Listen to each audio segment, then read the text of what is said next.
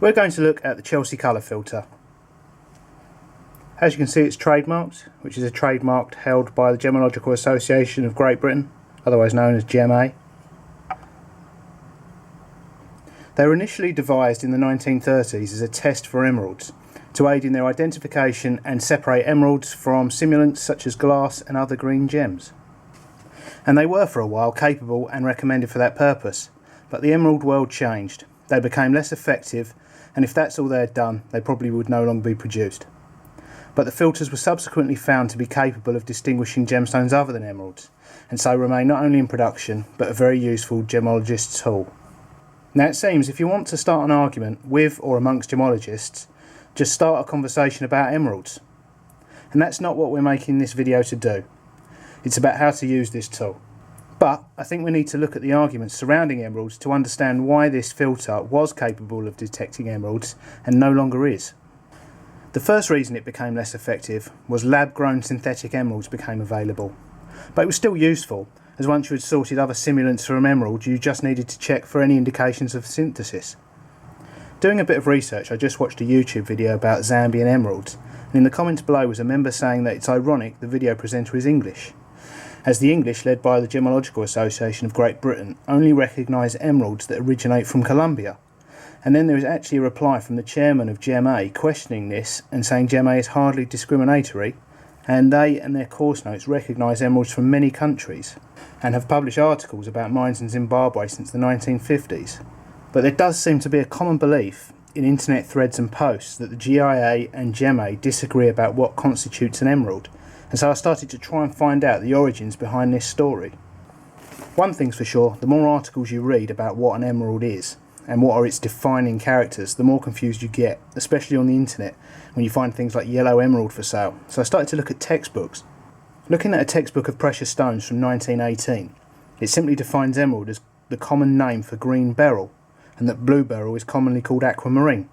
But then in the 1945 first edition of the Retail Jeweller's Handbook, it publishes a list of standard gem descriptions with both correct and incorrect trade names approved by jewellery associations from around the world. And within that list they separate beryl into 5 correct trade names in total. On the list, bright green is called emerald and just green is called beryl.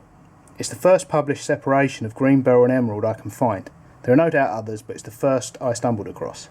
But they describe emerald at more length in other sections. There is no mention of this separation or when bright green becomes just green. And that's just one of the arguments about emeralds. Should there be a certain saturation of colour at which green beryl becomes classified as emerald or not? And then obviously you could argue endlessly about where the line should be drawn. But the biggest argument and cause for confusion appears to centre on the chemical element responsible for making emeralds green. It is also the reason this filter became ineffective for testing emeralds. In the early 1960s, large deposits of beryl were discovered in Brazil. It seems until this time much of the world's emerald supply was originating from Colombia, and its colour came from traces of primarily chromium.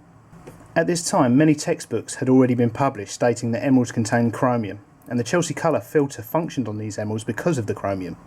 So much to the frustration of the miners and dealers, the industry refused to consider the Brazilian material as emerald because its colour was caused primarily by vanadium and lacked the chromium content of other green beryl. Then, in 1963, the GIA laboratory issued its first lab report identifying this vanadium-coloured green beryl as emerald, and in their curriculum began to teach that vanadium beryl is emerald. This decision 50 years ago would have had far-reaching financial consequences. There would have been winners and losers, not least the Brazilians. It would have certainly been a blow for the producers and suppliers of the Chelsea colour filter, as it could not detect the vanadium gems. And that was the main reason it became ineffective as a test for emeralds. Because although it can still separate chromium from vanadium beryl, it cannot positively identify vanadium beryl, which was now being sold as emerald. I can find no information about the GIA's decision about vanadium beryl being disputed, then or now, and it was 50 years ago, so if anyone has any information or stories from that time, let everyone know in the comments below. It would be interesting to know how people felt at the time, as it's still a little unclear now. Did the world accept the decision, disagree, or just try and ignore it? The only reasons I can find that would make people believe this decision is or was disputed is more recent and current text. Current GIA information does seem a little more inclusive by saying emeralds are beryl with a varying presence of chromium, vanadium and iron. Whereas Gem A text published in 2008 states the green colour of emerald is caused by traces of chromium, although vanadium may also be present in some stones. Now if that were the case, I think the Chelsea filter would still generally work as it did pre-1963 GIA decision on vanadium beryl. And Gem A still teach the Chelsea filter's use, and their text on it, or the instructions for its use, do not mention vanadium coloured beryl. There is however a sentence on both saying new varieties of gemstone may differ, but 50 years old is not new. So it may be my misinterpretation and others of their text, but the two do appear to differ in opinion, not on country of origin of emeralds, but chromium content. So anyway, in the comments below, any information about this seemingly conflicting view about chromium being a requirement would probably be a more productive and helpful conversation to have. Certainly more productive and helpful than arguments about the colour saturation separation of green, beryl and emerald. So now let's look at what this filter can do. You can use it to test individual stones, but it's also brilliant at checking larger quantities of stones rapidly to spot odd ones out. If we compare aquamarine and blue topaz, they look very similar in colour to the naked eye. But through the filter they will look very different. To test a stone, you place it on a white background like a piece of paper, then shine a bright light source on the stone, and then you look at it through the filter, holding the filter close to your eyes.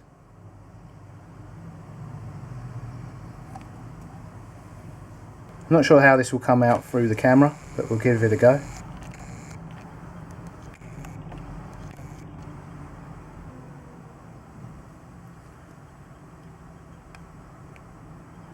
I'm not sure how well the camera can make this out, but the oval stone here is aquamarine and it looks greenish blue, whereas the round topaz is yellowish.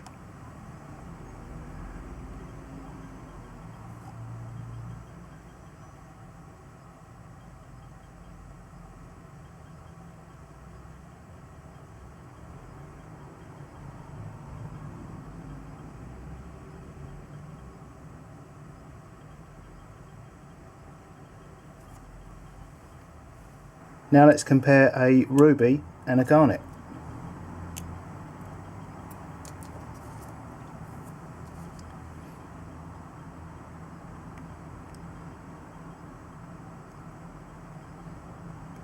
Now again, I'm not sure how well this is coming out on the camera, but the ruby here on the left is a really bright red through the filter, and the garnet remains dull.